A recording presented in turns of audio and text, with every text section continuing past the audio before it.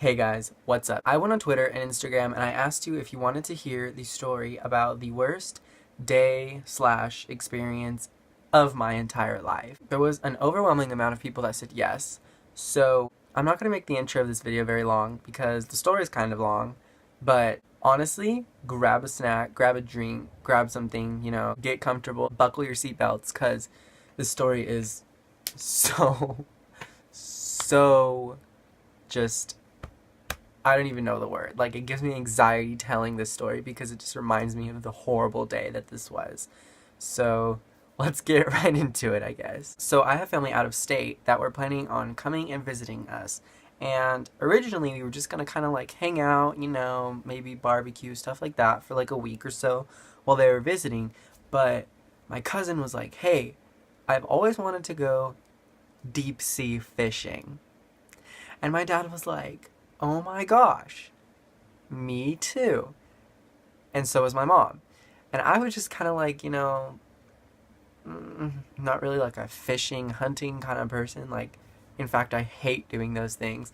But I was like, we're going to the beach and I'll get to ride on a boat. Like, that was kind of like my mindset through this whole thing. Another reason why I wanted to go was because my cousin was visiting from like Sunday to like Friday or something like that. So it was in the week and we were spending the night on Tuesday and I was going to miss school on Wednesday to go deep sea fishing. And I was down for that. And I was like, you know what, it's going to be fun. We're going to the beach, we're going fishing. Not really into fishing, but like, the boat ride's cool and like stuff like that. So I was just like trying to stay positive and I was excited for it. So the plan was to leave Tuesday after school and spend the night at the beach and then go deep sea fishing the next morning on Wednesday. Just to give you like a little idea of when this was, it was the day that we had our MTA presentation at the end of the year, like the big one.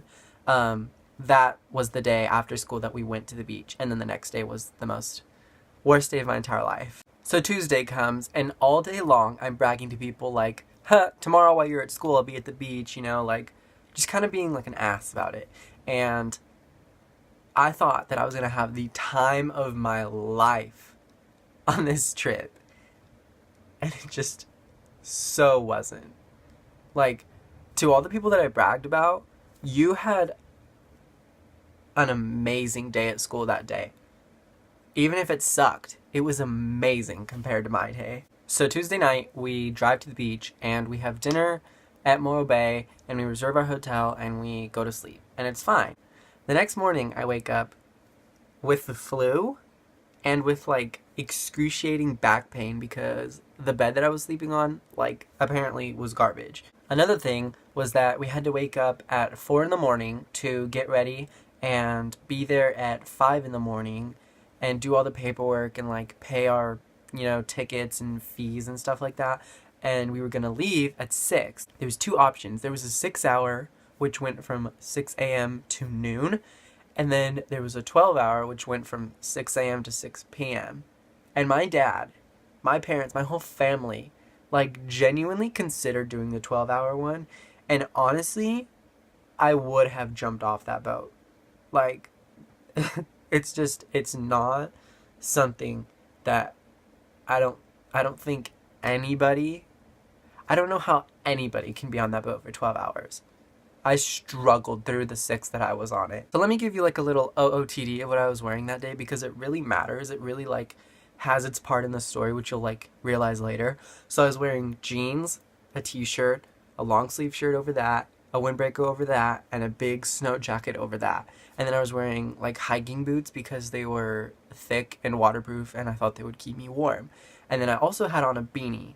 We finally arrive at the fishing place that we're leaving from, and 5 minutes in, it's very apparent that everyone there is friends and knows each other and they're regulars that go fishing all the time together because they're just, laughing it up, having a good time, smoking their cigarettes, spitting their chew, drinking beer. It was disgusting. So, as I'm explaining this next thing, picture it in your head, okay? So everybody on the ship were over 50, all smokers, all drinkers, all chewers, They all had beards. They all had like shaggy long hair.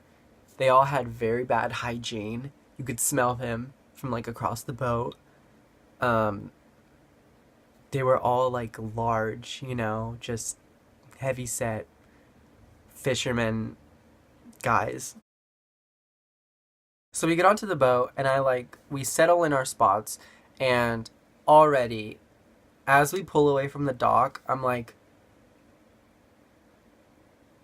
this is what my life has come to. Like, I don't even know. Just as soon as we pulled away from the dock, yeah, I think my conscience was like, get off this boat because you're not going to like it. Like, even though I was excited, as soon as we pulled away from the like dock, I was like, there's no turning back now. So the way the boat was set up was there was a room in the very middle of the boat, which at one end had the captain's like where he steered and stuff, and then there was kind of like restaurant booths on each end of the room, and then as you go out of the room and onto the deck, there was two bathrooms which didn't have male or female signs on them, like you just were supposed to choose one, and they were the most tiny, like had never been cleaned, just disgusting bathrooms that I've ever seen.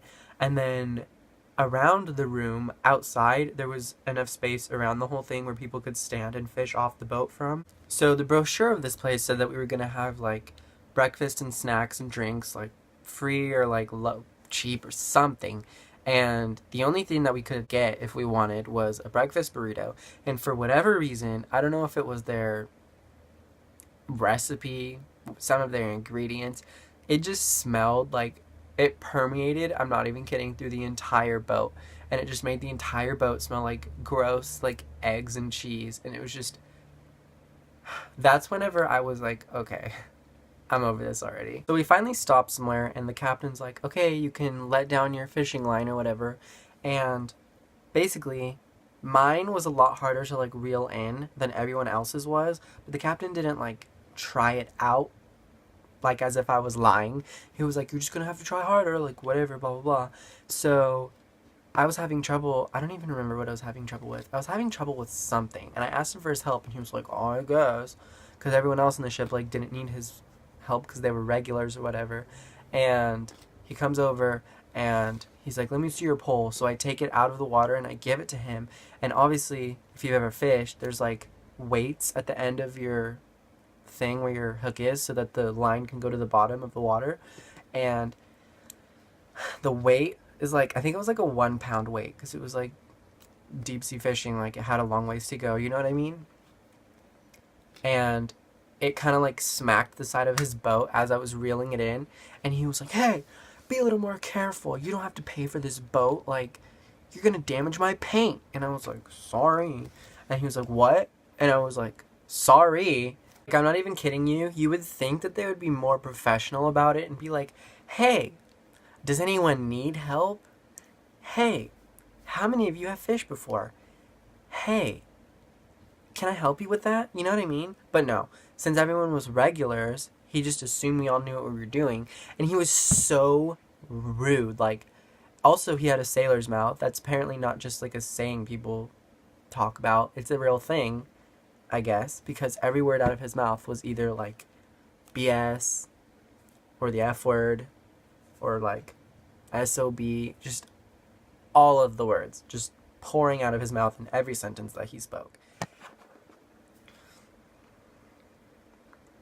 So at this point, I'm already freezing cold. I'm shivering harder than I've ever shivered in my life. The whole boat smells like a combination of, if you can imagine, a combination of eggs, cheese, BO, cigarettes, and fish, and seawater. It was just the worst experience of my entire life. And then that's when I started to get seasick. And let me tell you, being seasick on top of all of the other things that I was feeling that day just honestly almost killed me.